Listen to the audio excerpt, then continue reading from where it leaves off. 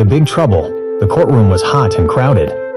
Thomas Miller sat in a hard wooden chair, feeling sweat run down his back. He looked over at his younger brother, Danny. Danny looked small and scared. For 3 weeks, the lawyers had been talking and talking. They told the jury that Danny was a bad man who had killed someone on purpose.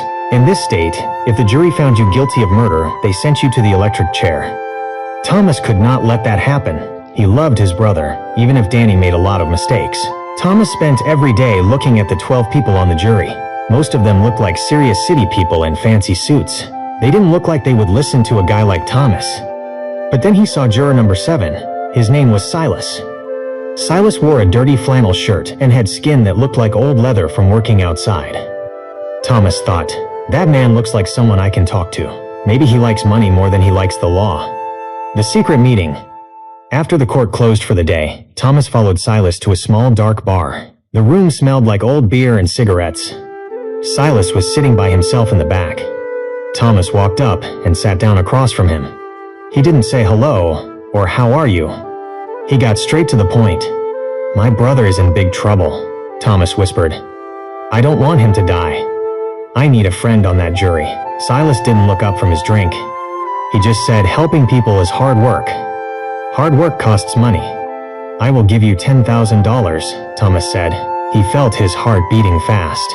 All you have to do is make sure he doesn't get the murder charge.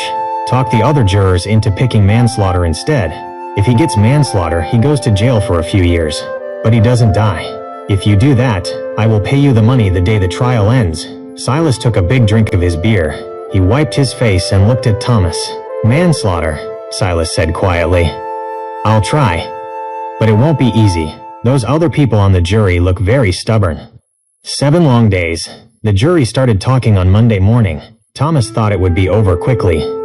He thought Silas would go in there, say a few words, and be done by lunch.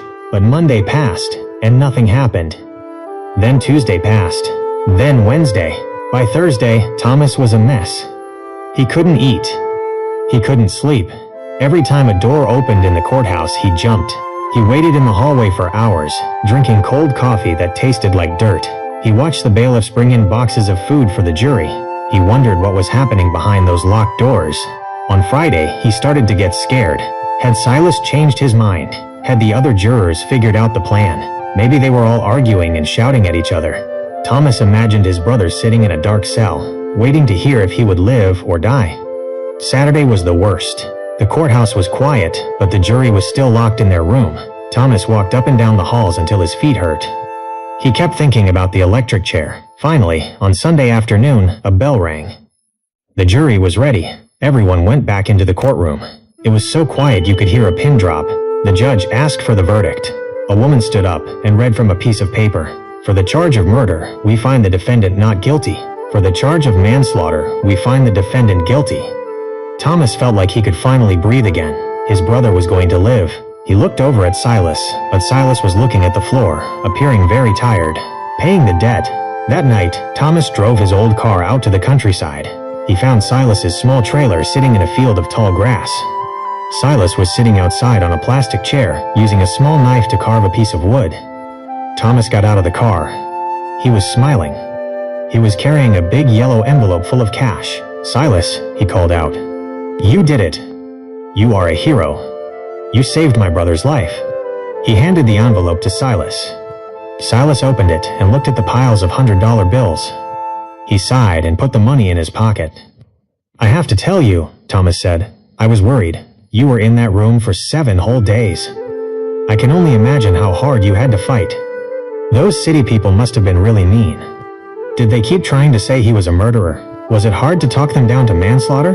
Silas stopped carving his wood. He looked up at Thomas with a very frustrated look on his face. He looked like he had just finished a giant war. Hard? Silas growled. Son, you have no idea. It was the hardest thing I've ever done. I had to argue and yell for a week straight. I didn't get any sleep. Thomas nodded. I knew it. I knew they wanted to send him to the chair. Silas shook his head and spat on the ground. The chair? No. That's the problem. All 11 of them wanted to let him go home. They said he was innocent. I'm the only one who stayed strong and told them he had to be guilty of something. Thomas looked at him extremely flabbergasted with regrets. This story teaches us that things are not always as they seem.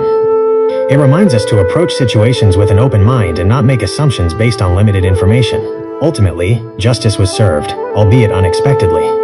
The story encourages us to trust in the system and have faith in the goodness of people. In the end, the brothers' attempt to bribe the juror proved unnecessary. The jury's verdict would have been the same, regardless of the redneck's efforts. This story serves as a reminder that justice can prevail, even in unexpected ways.